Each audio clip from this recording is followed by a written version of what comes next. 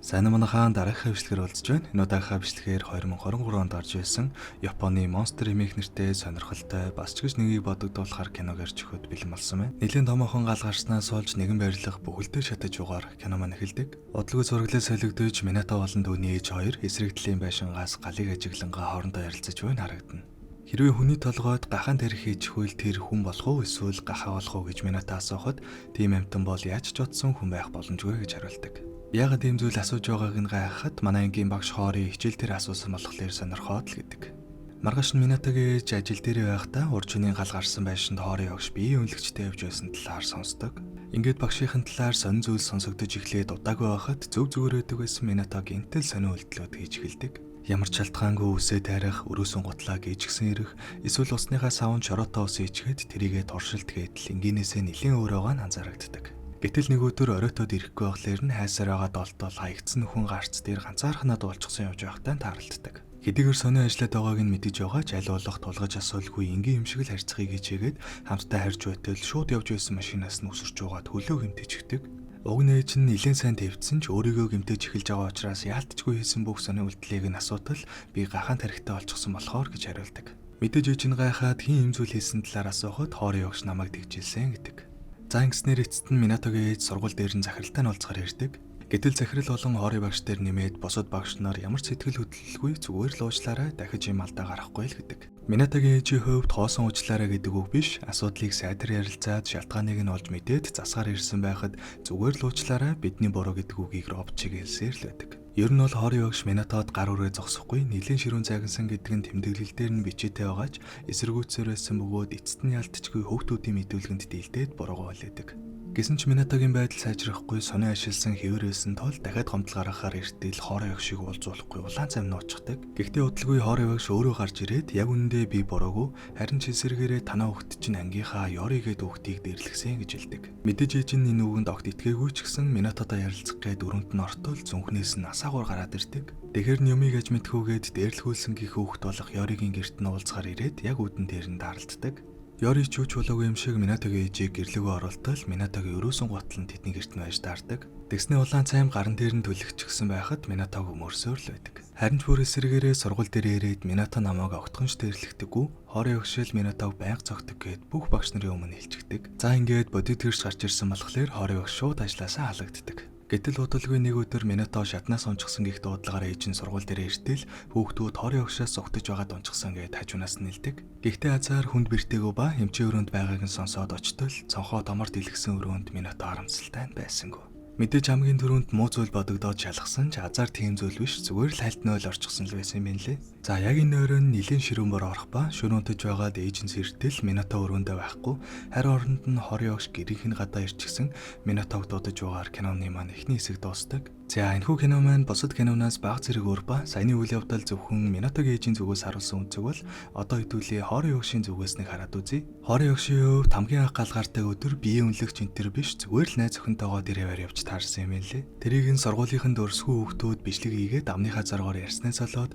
Минатогийн ээжийн чихэнд ажирлагдаж явсаар байгаад тиймээрээ болж очсон байдаг. Бодлого сургуулийн захирал ажилдаа эргэж орсон бөгөөд ач үн өдөөснөөс болоод нэг хэсэг жүлээ авчихсан байсан юм байна лээ. Нөхөр нь машинтайгаа ухарч байгаад самсаргүй ач үгээ дайраад алчихсан ба яг үнэндээ захирал нь алсан гих 100 арай хүртэл гараад амжсан байдаг. Өнөө удлааг нь мэдэхгүй ч гаргаж үйлдэлээс нь харуул үнэн байх магадaltaй байгаа зогсохгүй санаандгүй биш бүр санаатай ч байж магадгүй юм шиг санагдсан. За энэ ч яг хуу буцаад хоорын өгш рүү оръё.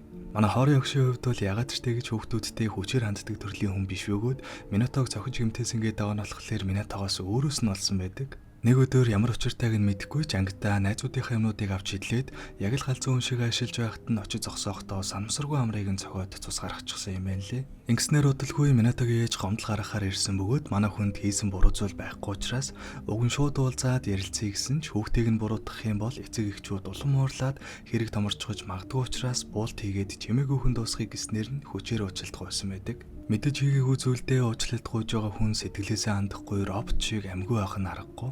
Үүний дараагаар ангийнх нь Ёригээд хөхөөд ангидаа нэг л гатуурхуулаад байгаа юм шиг санагдаад гэрийнхэнтэй нь уулзахаар очдөг. Гэтэл ээж нь орхиод явчихсан бөгөөд аав нь гэж нэг хинэггүй нөхөр хүүхдийгээ гахаан толгойтой гэж гисэн удалгүй би өөрөө эмчилчих нь энтергээд ер нь ар гэрийн байдал нь нэлээд өндгөн байгааг анзаардаг. За яг ингээд хэн нэгэнд дээрлэхүүлж байх магадaltaй юм байна гэж бодож дуусаагүй байтал Ёриг Минато 0-д төгччгээд гарч байхдаа таарлддаг. Ингэснээр яалтчгүй Минато Ёриг дээрлэхэж байна гэж бодоод ээжтний хэлснээр эцтэй манай хүн өөрөө халагдаад дуусдаг. Гэхдээ харамсалтай нь зүгээр ч нэг халагдаад дууссангүй.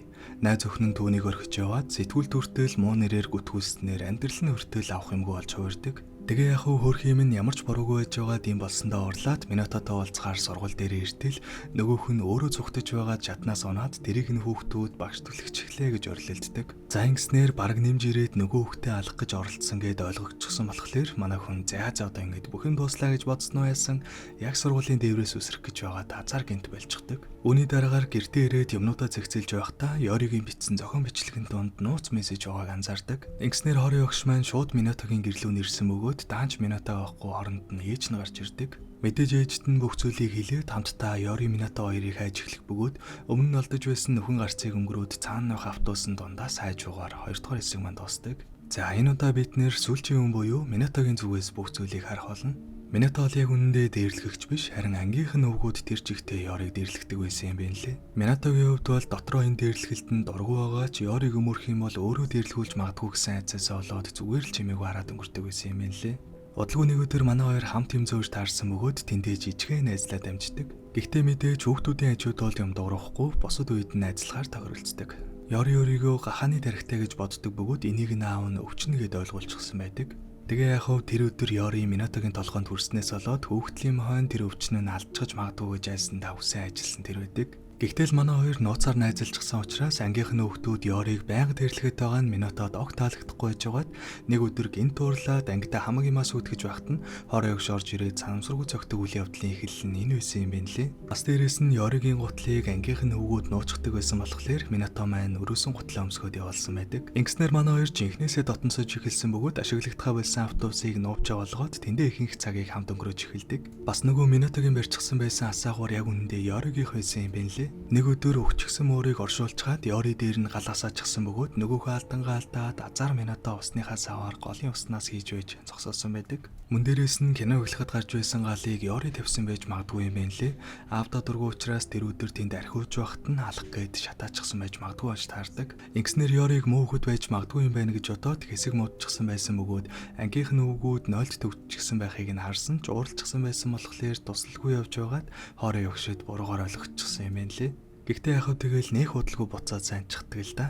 Гисэн ч Ёриг дээрлэхийг асуудал байсаар байсан учраас манай хоёр багштай хэлье гэж утсан ч яг шууд очиод хэлчихэж чадахгүй байсан болохоор зохион бичлэгийн дундаа нууцаар бичиж үлдээхээр шийдсэн юм байна лээ. Гэхдээ манай хоёрын нөхөрлөл гэж бодсон зүйл яг үнэндээ Ёригийн хувьд арай өөр зүйл байсан байдаг.